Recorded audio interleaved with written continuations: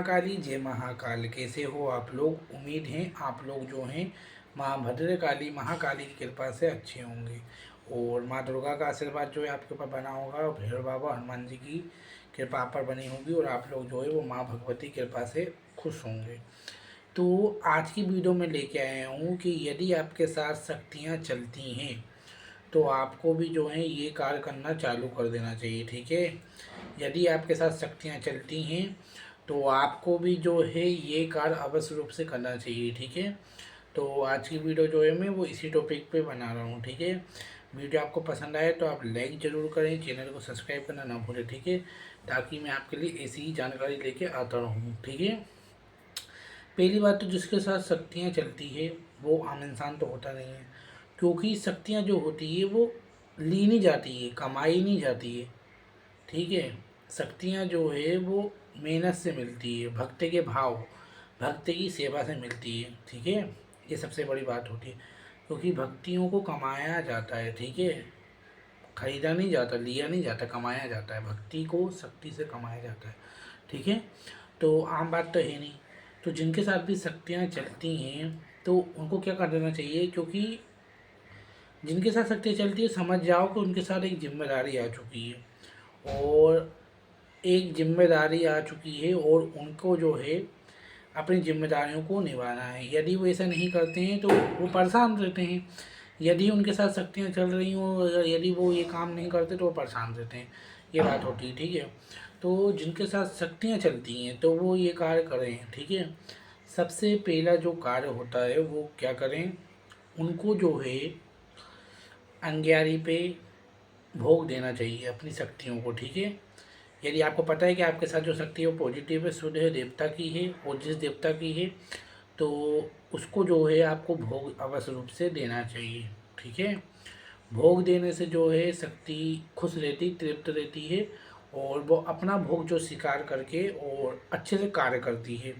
यदि आप भोग देते हो और भोग अंग्यारी पे आप देते हो, उनके दिनों में विशेष दिन आप बना लेते हो, जैसे शनिवार बना लिया माँ काली का हो तो, शुक्रवार बना लिया, मंगलवार बना लिया, इस दिन पे आप उनका भोग देते हो तो शक्तियाँ जो है आपके साथ अच्छे से चलती हैं। दूसरी जो चीज़ होती है वो होती है कि उनके नाम की जोत नित्य दिन जलनी ही चाहिए। ठीक है, नियम होना चाहिए कि उनके नाम की जोत अगर यदि आपके मंदिर में लग रही है तो वो लगना ही चाहिए। यदि ऐसा नहीं होता है, जोत आप कभी जला देते हो कभी नहीं जलाते हो, तो शक्तियाँ भी जो है अपना कार्य नहीं करती हैं। क्योंकि जैसे एक बच्चे की जिम्मेदारी होती है ना, वैसे शक्तियों की होती है। ठीक है, यदि आप जोत नहीं जलाते हो, सरसों के तेल की आपको जोत उनके नाम से आवाहन करके, ऐसा नहीं कि आपने बस जला दी निर्मल, उनका नाम लेके कि ये आपकी जोत है, आप स्वीकार करो, हे माँ भगवती की जोत है, तो माँ भगवती से प्रार्थना करना है और आपको जो है उनकी जोत डेली प्रज्वलित करना, जैसे मैं करता हूँ डेली मेरी माँ भगवती महाकाली की मैं जोत जलाता हूँ, है ना। तो ये चीज़ें होती हैं जिनको आपको करना है। अगर आपके पास शक्तियाँ आती हैं तो आप सबसे पहले तो गुरु बनाइए, बिना गुरु के मंत्र जाप नहीं करना है। ठीक है, उग्र शक्तियों को नहीं छेड़ना है जब तक आपके गुरु आपको कुछ नहीं बताते हैं। गुरु भी आप ऐसे बनाइए जैसे आप साधक हो, साध्विक हो, या माँ की वैष्णो रूप में पूजा करते हो, तो वैसे ही आपको गुरु बनाना चाहिए। ठीक है, क्योंकि बिना गुरु के शक्तियाँ जो है फिर वो कोई भी बांध लेता है, जब तक गुरु का हाथ नहीं होता और गुरु की जब तक आशीर्वाद नहीं होता, या आपके ऊपर माँ भगवती की इतनी कृपा है कि माँ ही आपको बताती, तो माँ तक ही रहो, एक ही देवता को पकड़ो। आजकल क्या होता है, कभी मंत्र भी जो है लोग कभी बाबा भोलेनाथ का जप लेते हैं, कभी हनुमान जी का जप लेते हैं, कभी माँ काली का जप लेते हैं। मैं सुनता हूँ लोगों के मुँह से। देखो, एक ही मंत्र करो, एक ही इष्ट को पकड़ो। कहते हैं ना कि जितना गहरा गड्ढा होगा उतना ही पानी बनेगा, वैसे ही ऊर्जाओं का होता है। जितना ज़्यादा मंत्र का आप जाप करोगे उतनी ही शक्तिशाली होगा, उतना ही वो बड़ा होगा और उतनी ही आपको जो है वो ऊर्जा प्रदान करता है। तो मंत्र जो होते हैं वो ऐसे ही होते हैं, कम करोगे और उनका जो स्तोत्र वगैरह है, जैसे माँ काली का आप काली चालीसा पढ़ सकते हो। जो अगर यदि आपके साथ शक्तियाँ चलती हैं तो उनका आप स्तोत्र पढ़ सकते हो। ठीक है, तो ये चीज़ें हो जाती हैं। आप शक्तियाँ जिनके साथ चलती हैं वो आम इंसान कहीं से भी नहीं ले जाता है, ना वो कहीं भागा खा सकता है ज़्यादा, और तेल वगैरह का तो वो खाता ही नहीं है, ये बात तो आपको पता ही है। उसको नियमों में रहना पड़ता है, अशुद्ध चीज़ों से, अशुद्ध जो रहते हैं उनसे दूर रहना रहता है, और उनके हाथ का नहीं खाना रहता है। तो कुछ नियम हो जाते हैं, क्योंकि शक्तियाँ खिलवाड़ नहीं होती जो आजकल के जो लोगों ने बना दी है कि हमको इसकी सिद्धि चाहिए, उसकी सिद्धि चाहिए।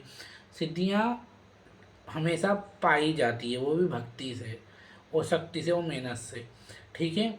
तो ये बात होती है। उसके बाद जो है, आपको जिस देवी की या जिस देवता की आपको कृपा है, उनके जोड़े में जो भी चलते हैं उनको लेके आपको चलना है साथ में, ठीक है। ये जो चीज़ें हुई हैं ये मैं आपको बस आपके साथ शेयर कर रहा हूँ, ठीक है। और हमेशा जिस भोग पे आपने शक्ति को चलाया है वही भोग देना है। मेरे पास अभी एक वो आया था कि उन्होंने तामसिक भोग दे दिया था किसी पे कहने पे, ऐसा नहीं करना है। और यदि आपने साध्वी में चलाया तो आप किसी भी दरबार जाओ, वहाँ साध्वी की ही दो भोग। अगर आपने बिगाड़ दिया, क्योंकि कहते हैं ना, जिस तरीके से माँ दर्शन देती उसी तरीके से माँ दर्शन देती। जिस तरीके से भोग से आपसे खुश होकर आए, जिस भाव से आए हैं, उसी भाव में जो है देवी देवता को चलाना चाहिए। तो और जाप वगैरह अपना ध्यान से करना चाहिए। तो ये जानकारी मैं लेके आया था, ठीक है, कि यदि आपके साथ शक्तियाँ चलती तो आपको भी ये कार्य अवश्य रूप से करना चाहिए, ठीक है। तो ये चीज़ें होती हैं, हवन समय समय पे करते रहना चाहिए, ठीक है, जिससे नेगेटिव चीज़ों से आपकी रक्षा होती, ऊर्जा बनती है। उम्मीद है आपको ये वीडियो पसंद आई होगी। वीडियो यदि पसंद आए तो आप लाइक ज़रूर करना, चैनल को सब्सक्राइब करना। जय माँ काली।